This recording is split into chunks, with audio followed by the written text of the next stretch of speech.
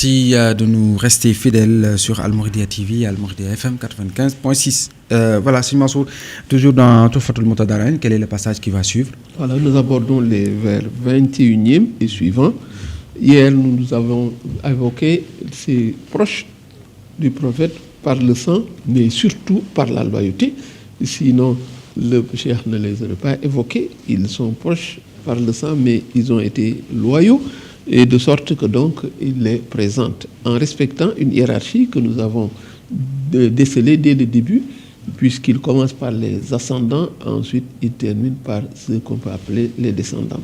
Donc ça veut dire qu'il y a un respect d'une hiérarchie qui toujours, n'est-ce pas, est de mise dans ce poème.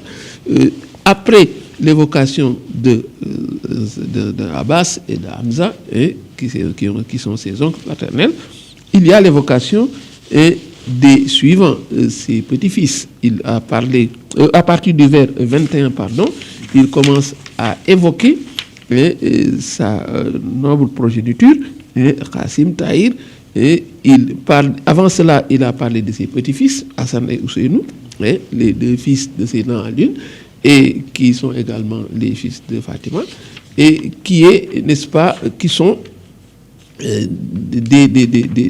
des personnages, n'est-ce pas, que le musulman devrait connaître.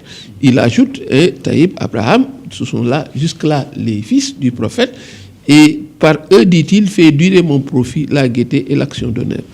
Et ensuite viennent ses filles. Il parle de Fatima. Déshabitue-moi de tout ce qui traîne la prison, de ce qui entraîne la prison. Et par Zainab, éloigne de moi à tout moment, éloigne-moi à tout moment de la poursuite et du voile.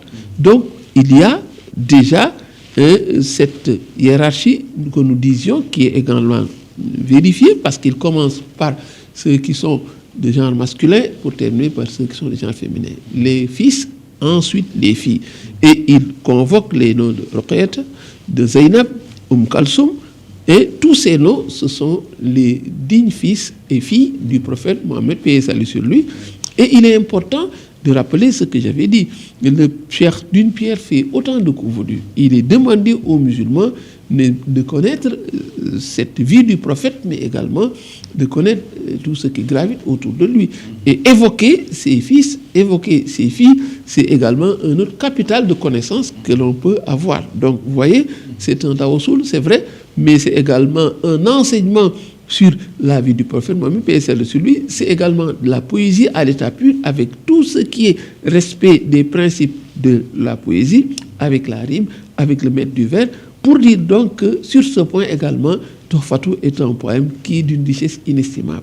Ouais, donc là, c'est une longue liste, c'est une nomenclature de noms, et il y a également un attrait irrésistible, les gens tombent facilement sous le charme de ce poème, parce que il est de ces connaissances qu'on y tire, ça rehausse cette culture générale islamique que le musulman doit avoir, pour dire donc que le cheikh, comme je l'avais dit, fait d'une pierre autant de coups voulus, et il sacrifie à ce tawassul qu'il avait annoncé, parce que ce sont des noms glorieux qu'il faut connaître, mais également il nous donne un enseignement, un capital de connaissances sur ce prophète et tout ce qui gravite autour de lui. Ce sont ses oncles, ce sont ses petits-fils, ce sont ses fils, ce sont ses filles. Ça donne déjà un capital de connaissances, mais qu'il est bon de connaître, n'est-ce pas, parce que cela ne fait que renforcer notre culture en tant que musulmans. Tout à fait. Voilà, c'est presque une obligation de connaître cette progéniture, n'est-ce pas, du vénéré prophète Mohammed, paix et salut sur lui.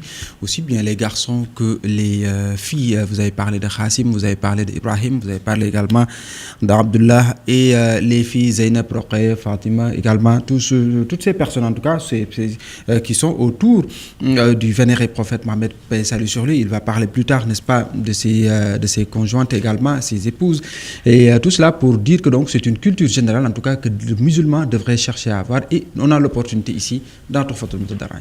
Exactement, nous avons dans l'opportunité dans Touhfatul Moutadarain, au-delà de cette culture générale très importante que le musulman doit savoir, connaître ses fils et filles du prophète Mohammed, paix et salut sur lui, mais également s'attirer la bénédiction.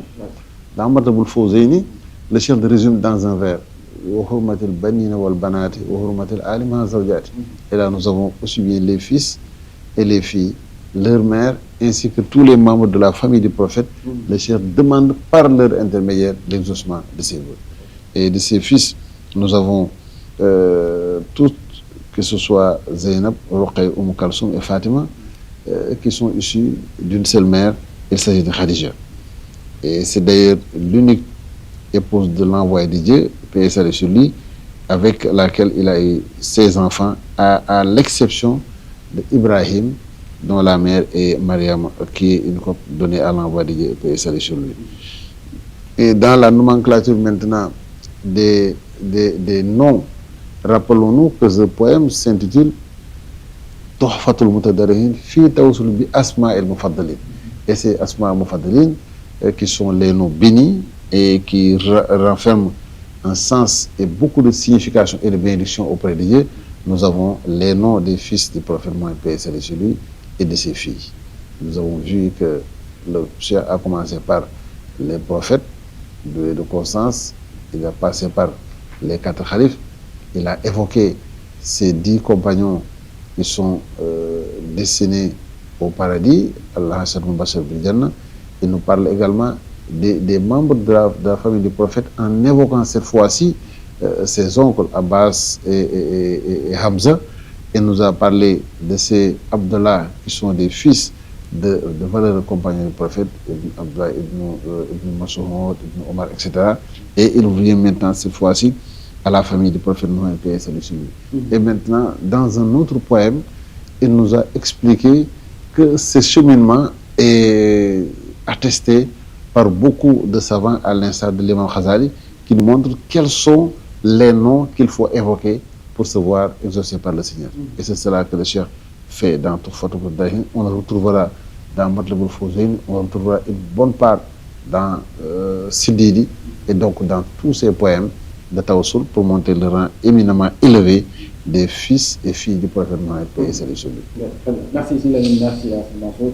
Nous avons l'occasion de voir la suite, Inch'Allah, sur cet entourage du prophète Mohammed, paix et salut sur lui. La sagesse, c'est Mansour, avant de nous quitter. La sagesse est la suivante. On demanda à notre mère Aïcha, qu'Allah l'agrée, quelle est la meilleure des femmes. Elle répondit, celle qui n'est pas vulgaire, qui n'agit pas avec perfidie, celle dont le cœur est vide de tout, sauf du désir de se faire belle pour son mari, et qui veille avec soin sur sa famille.